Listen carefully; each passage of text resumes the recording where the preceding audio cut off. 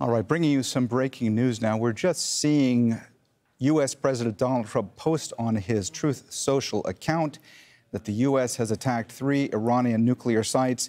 Trump has said that they have joined the Israeli air campaign, and now we wait to hear more from Tehran and the Iranian government. All planes are now outside of Iran airspace. I'm reading now from the Truth Social post, which states, if we can just bring it up now.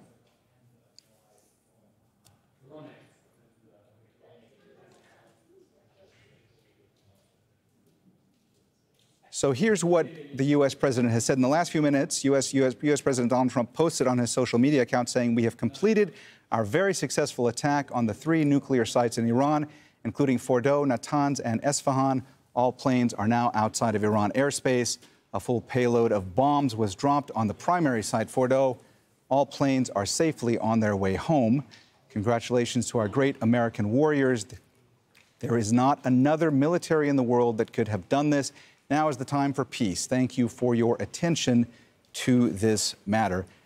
Let's go ahead and bring in Heidi Jo Castro, who's live for us out of Washington, D.C. Heidi, so the news emerging now from the U.S. president is that the U.S. has entered this conflict and has dropped bombs in Iran on 3 nuclear sites. What more do we know?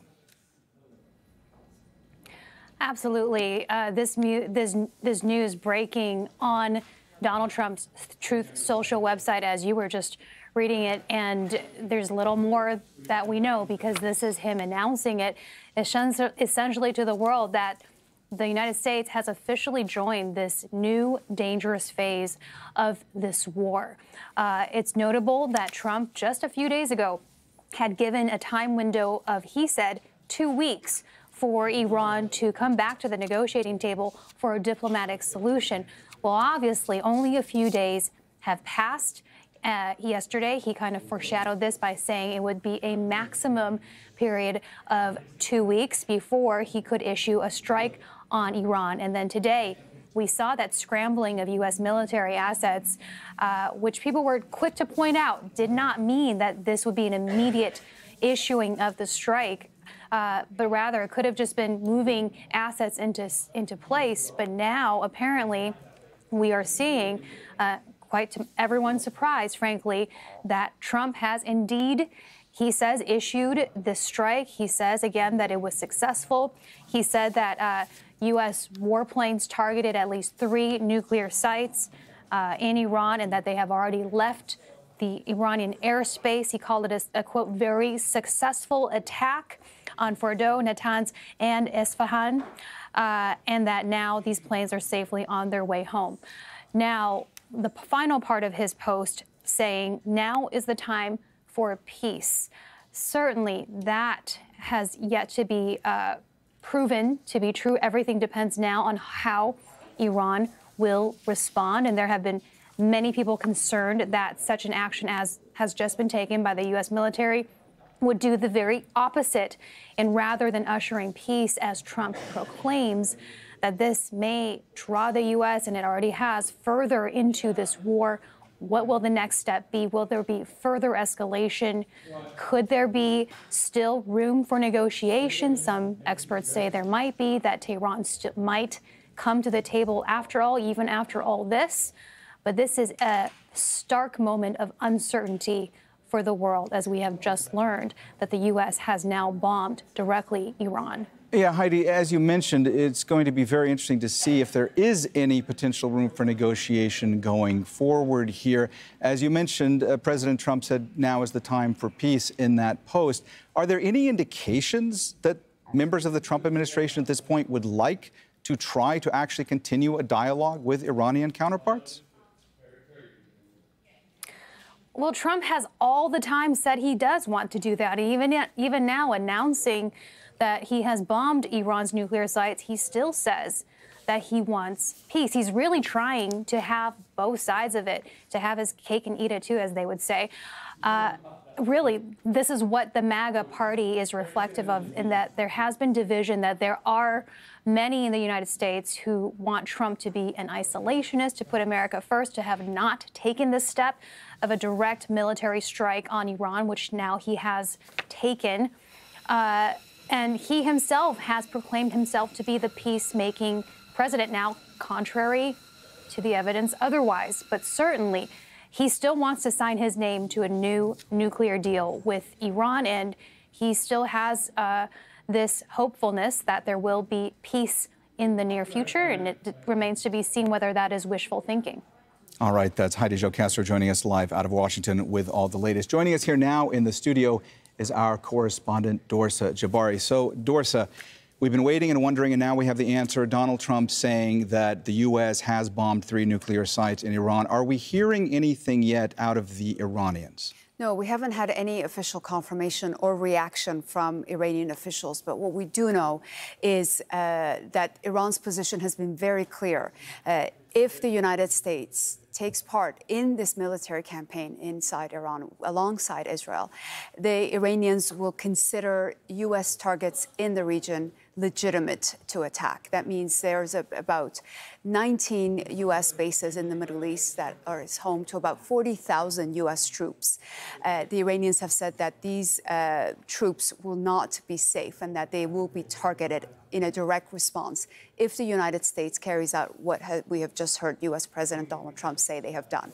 Now, I want to point out that these 3 locations are significant in Iran's nuclear program. The facilities at Fordow and Natanz. These are the only 2 nuclear facilities that Iran has been enriching uranium at 60% levels. And also in Isfahan is where Iran, it's a facility that Iran uses to convert uranium, basically. And there's also apparently where, according to an IAEA report in 2022, 90% of Iran's high-enriched uranium is stored at this facility in Isfahan. So these are critical sites within the broader picture of Iran's nuclear program. There are 6 nuclear facilities in Iran, and the 3 the United States has targeted are a critical part of the whole program. And Dorsa, if the U.S. president were to now try to leverage this action and say, we entered this conflict, but we are done with this conflict. We do want to try to go back to the negotiating table. You said a moment ago that the Iranians have been very clear that they are not going to be talking to the U.S. going forward, and that they had made very clear what they were going to do if the U.S. had entered this conflict. Is there any scenario that you can foresee that could potentially exist in which the Iranians could go back to the table with the U.S.? It would be very difficult to see that at the moment, Mohammed, unless the regional states in the Middle East get directly involved and try to convince Iran that it would be in their best interest not to respond or retaliate. But the rhetoric coming out of Tehran, and given everything that has happened since June 13th, with countless assassinations and targeting of high-ranking Iranian officials inside Iran by Israel, and at least 9 nuclear scientists have been killed by Israel, it's going to be very difficult for Iran's supreme leader, Ayatollah Ali Khamenei, who is the commander-in-chief in the country, to let this basically pass without a direct response. All right, that's Dorsa Jabari live for us here on set with all the latest out of Iran. We'll be coming back to you for more in the coming minutes and hours. Thank you, Dorsa. Let's talk now to our White House correspondent, Kimberly Halkett, who's on the phone with us from Washington, D.C. Kimberly, any more details emerging at this stage from the White House as to the confirmation from Donald Trump that the U.S. has bombed 3 sites in Iran? What we know is that, in fact, the U.S. president, when he returned to Washington, this was something that was imminent. My sources that I've been talking to said that they knew once those B-52 aircraft were in the air that this was the plan being carried out, and it was just a matter of time. What we know is that the plan had been not only to go after Fordow, which we know is the deep base that is buried underneath the Israelis were not able to get at without U.S. help, because what is required is those so-called 30,000-pound bunker buster bombs. And as a result, what we know is once those B-52s were in the air, those are the aircraft that carry those bombs. And it became imminently clear to those that were briefed on the plan that the plan was in place. And it was something, I'm told from my source, that was expected in the next 48 hours. And so this is now, in fact, coming a little bit even earlier than some of them had expected. Now, what we know is that there are actually 3 nuclear sites that have been struck. I'm still trying to narrow down which ones they are in particular, and you guys may have that information. But again, as those B-52 bombers were, or B-2 bombers rather, were in the air, we knew they weren't going to stop, according to my source. So what we're now understanding is that, this is something that Donald Trump just a couple of days ago gave the world the indication that there was going to be room for negotiation. He said that he would make a decision within 2 weeks. Having said that, what we also know is that he had signed off on the plan to attack. He just hadn't given the go-ahead for it to be executed. And so the plans were in place, and they were ready to be executed, and it was just a matter of Donald Trump making the decision. And he said very clearly, nobody knows except me when I'm going to make that decision. He said that a couple of days ago.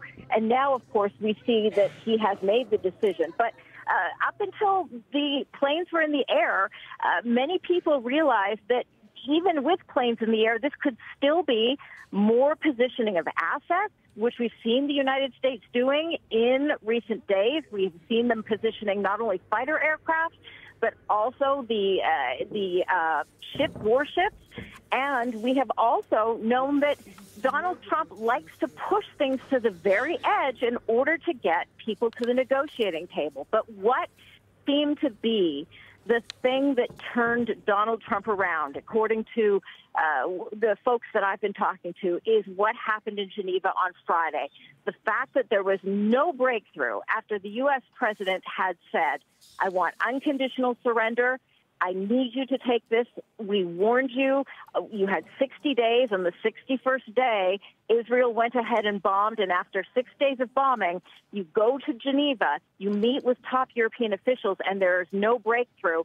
He was exasperated, and his time for Iran was up. And that is why we are told he made the decision. He had warned them, and they did not listen.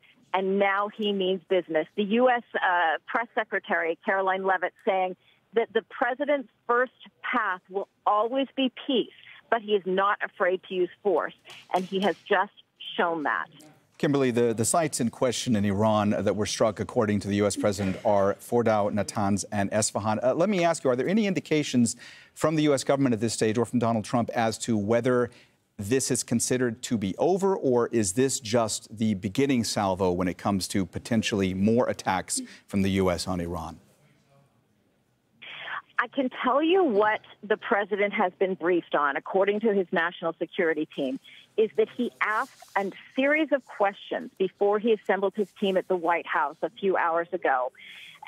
He has been, for the last few days, convening his national security team in the Situation Room. And what he was asking, according to my sources, is he wanted to know if it was possible to strike these facilities, to eradicate the program, the nuclear program, and not draw the United States forces into a broader conflict. Now, you can argue that there are different thinking on this. Some people say this is going to draw the U.S. into a broader conflict. But what he was advised is that this could be an effective single-strike type operation, that this would allow for the dismantling of the program and would still not allow for any escalation. And so that is the guidance that the U.S. president is acting on.